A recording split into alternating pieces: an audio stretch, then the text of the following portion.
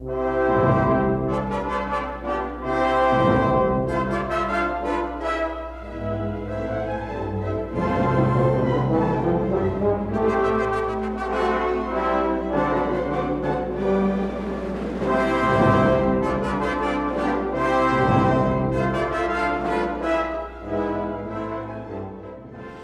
follows in this and succeeding chapters is the last 150 years in the story of the Eley and Larter families. The records your narrator has gathered together would enable a keen genealogist to go back further. Maybe someday someone will. But for now, this will have to do. It was assembled for two main reasons. First, as a way of storing, if you like, all the papers, the photos, the memories, especially, for whatever posterity they deserve.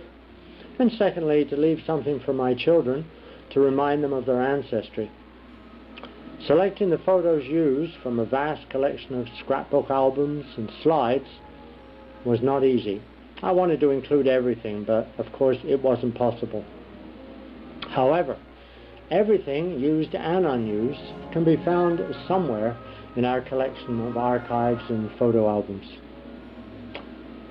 Once we get to the point where I appear on the scene, and since I'm the one who upstaked and crossed the Atlantic to start a new branch of the family, I'll be pretty much hogging the spotlight. But that's not for some time.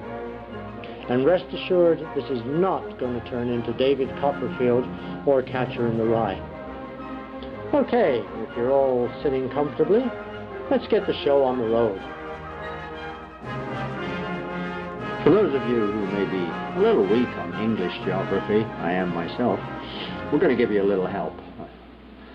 This map is going to appear from time to time as new characters come on the scene, so we can show you exactly where they lived. For now, study it carefully. There will be a test. We're going to start with my father's family. It's 1864, and the boys are home from the Crimea. On the 31st of December, William Eley, my paternal grandpop, is born in Croft, Lincolnshire, a small village about 10 miles southwest of Skegness.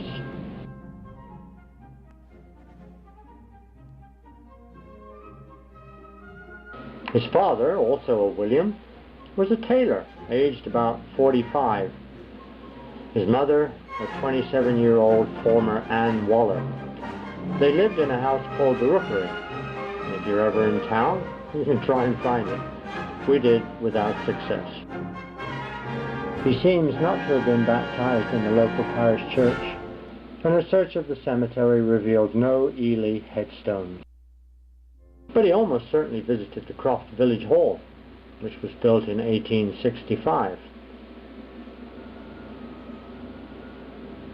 Grandma Kate started life in about 1870 in Langmere, which is a very small village, a hamlet I guess you'd call it, in the neighbouring county of Norfolk. The couple was married in 1892, and if you consider that eldest son William was 20 in 1911, looks like it might have been a shotgun wedding. In 1901, Good Queen Vicky went off to wherever good queens go. Rumour has it she joined a lot of other queens in the West End, but just wasn't amusing enough.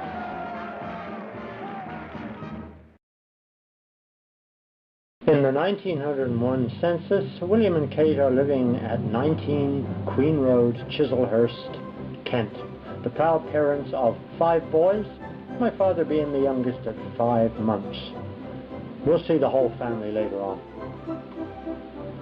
As the census form shows, William is self-employed as an ice and coal merchant.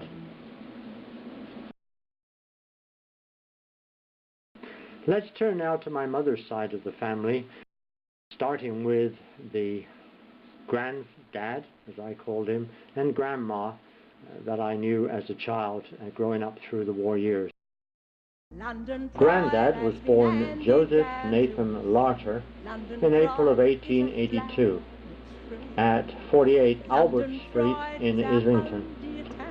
Now part of London, not far from lively Camden High Street. In those days, Islington was in the county of Middlesex. 48 Albert Street, alas, no longer exists. Perhaps another victim of the Blitz, or fire, or whatever. It's been replaced by a row of more utilitarian flats. Grandad's birth certificate holds the only reference I have to his parents, the only one certainly to his mother, who was the former Elizabeth Holdsworth, but no photos, no history of brothers or sisters. This may well be because, according to my Aunt Molly, who was the source of a lot of early family history, Grandad's father was an abusive bully, and Grandad was rescued from him by some patron, name unknown, at an early age. In 1892, the approximate date of this photograph, we find Grandad in Nottingham. I love this photo because it really does show you the sad look of a boy who's already been hit pretty hard by life and by an abusive father. By age 18, as recorded again in the 1901 census, he was living in a boarding house at 6 Holme Lane, Holme Pierpoint, a village near the town of Nottingham, and working as a domestic gardener, a job he is reputed to have loathed, just like his grandson. My maternal grandmother started life in January 1881 as Mary Buxton in Annesley, which was about 15 miles northwest of Grandad. I wonder how they got together. Did they meet at a local hop? At a Nottingham singles bar? Either way, they were married in Annesley on August the 6th, 1904. Him still a gardener, and an unemployed spinster. That's Edward the 7th on the stamp. Grandpop is now moved to Maythorne. Maythorne's a hamlet, I think very small village, little more than a farm and a few houses, which was about 20 miles east, part of the parish of Southall. Southall is town-sized, but it is in fact the smallest city in England, as it has its own cathedral. My mother, Edith Lillian Larter, was born in Maythorne on the 25th of January 1907 in one of the row houses that you can see here.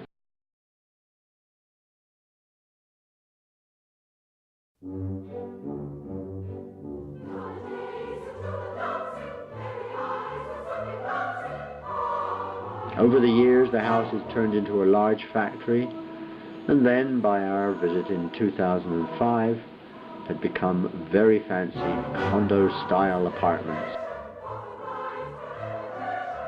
And so, with World War I less than a decade away, we come to the end of Chapter 1.